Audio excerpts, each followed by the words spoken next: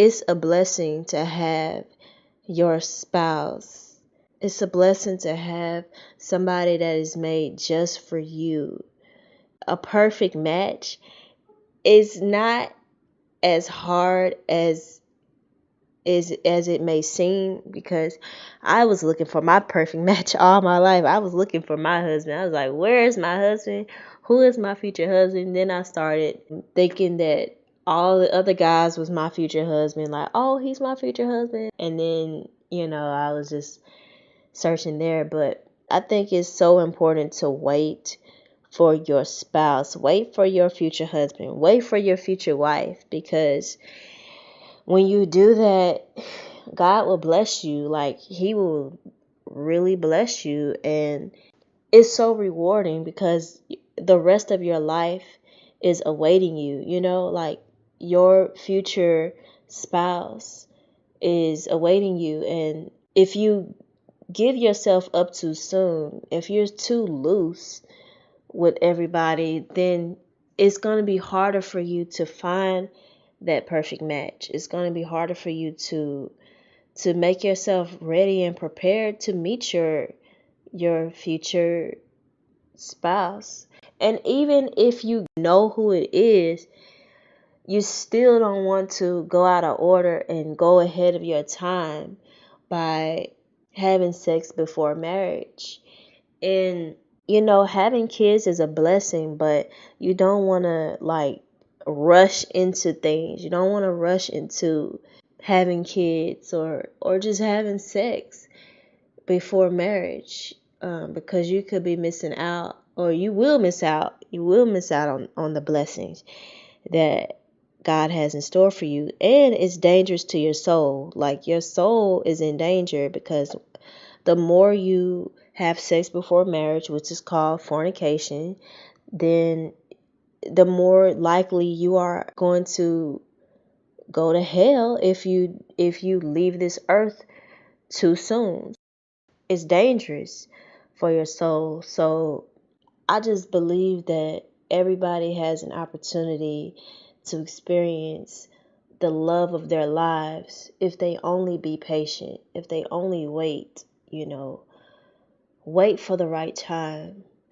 Prepare yourself. If you want to be a husband, prepare yourself to be a husband. Prepare yourself. Get your finances in order. Like, it's not going to be perfect. Like, you're not going to have everything together. You may not have everything together, let's just say.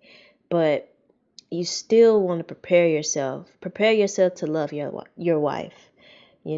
If you want to be a wife, prepare yourself to submit to your husband. Prepare yourself to be selfless.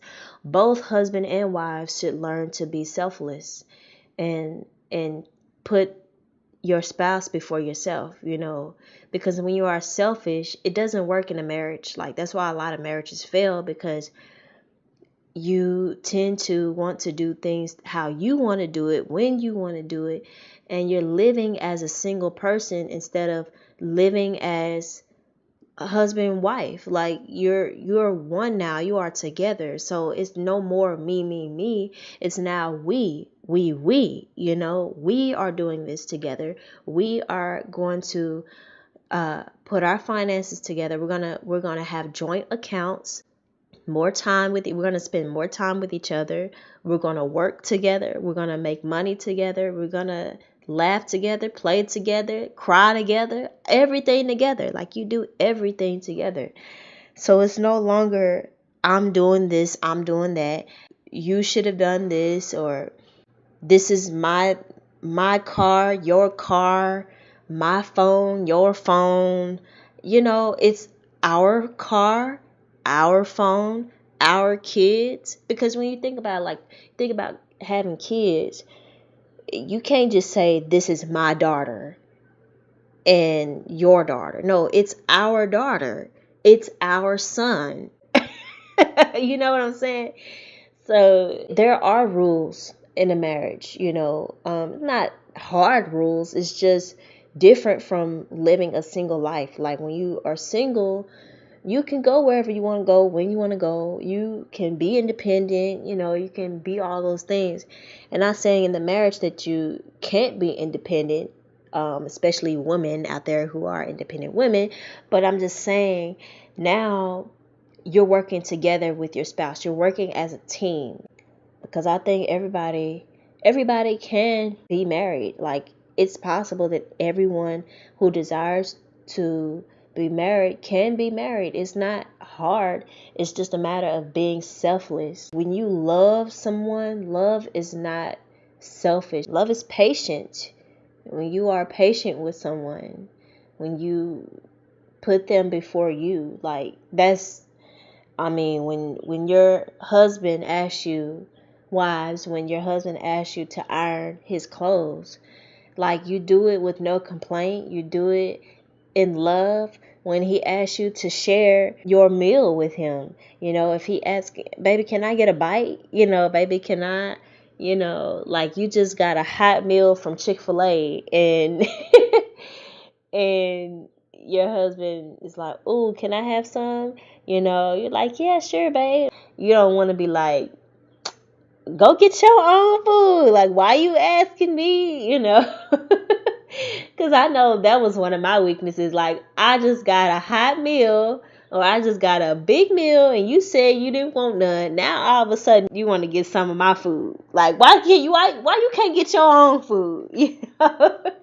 So I've learned to I've worked in the area to where now I'm able to share with my husband. And even though I still don't be wanting to, I still have a desire to, because I love him. Like, my love exceeds my desires for just eating my own food by myself. So now it's, our food, even though he may not even want any, which you would hope that he wouldn't want any, but it's just a matter of sharing and loving and caring for each other, having each other's back. I mean, it takes a lot to be married, but it's really not complicated, if that makes sense. If you are selfless, your marriage will run so smooth, and you won't have that many arguments. Like, my husband and I can count on my fingers how many arguments we've had, because for one, I don't like arguing,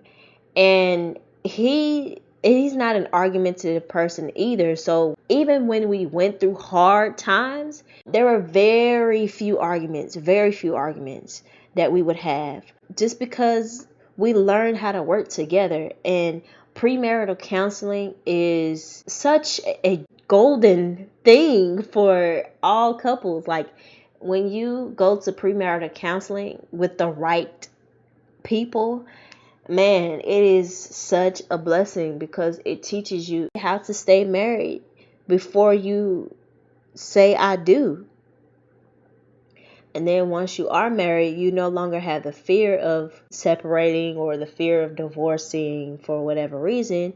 You know who you are marrying now. And that's why I said in my other audio, like, take some time to get to know the person. Don't rush into marriage. Like, you want to get to know the person before you marry them, because even if you know that they are the one for you, I would still wait. I would wait at least a year. Like, I mean, some people, they can manage 3 months, 6 months before they get married, and that's fine. But every couple is different. But on average, I would say wait at least a year or two before you finally decide to get married. 3 years is perfect. 3 years before marriage is perfect, because it gives you plenty of time to learn about your spouse, learn about your husband, learn about your wife. So, yeah, I mean, wait, wait. I can't tell you how many times I've said wait, because it is so important. Like, having sex before marriage, especially to the wrong person, it could really hurt you. Like, God doesn't want you to be hurt. That's the thing. Like, he's not just setting out the rules and regulations for you so that if you don't do it, he's going to punish you and he's going to be mad at you forever. No, that's not the case. He doesn't want you to be hurt. He knows the order. He knows that there's an order to marriage. There's an order to the benefits of being married. And when you try to use marital blessings with someone that you haven't even made your vows to, or someone that you don't, someone that you just met, or someone that you know is not meant for you, and you give your body to that person, then in the end you're going to be hurt. Either you're going to be hurt, or they're going to be hurt, or both are going to be hurt.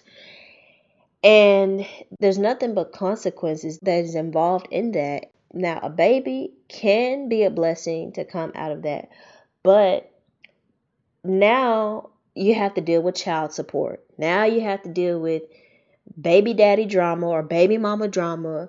So, in order to avoid all of that, or even if you've already gone into that and you trying to make it better, like, repent, turn away from your sins, and get right with God, because that is so important. But you also want to learn to be patient again. God can turn your life around. But if you continue to just go around and be loose and do all these things, different people, then you're just putting yourself in a deeper, deeper pit. And you're never going to experience the blessings of marriage, especially with the right person, because you don't want to just marry anybody and say, oh, I'm married now. No, like, you want to marry the right person that is meant for you. Is only God given. Like, it's not something that you just find. Like, it's God given, and it can be right in your face. It can be right under your nose.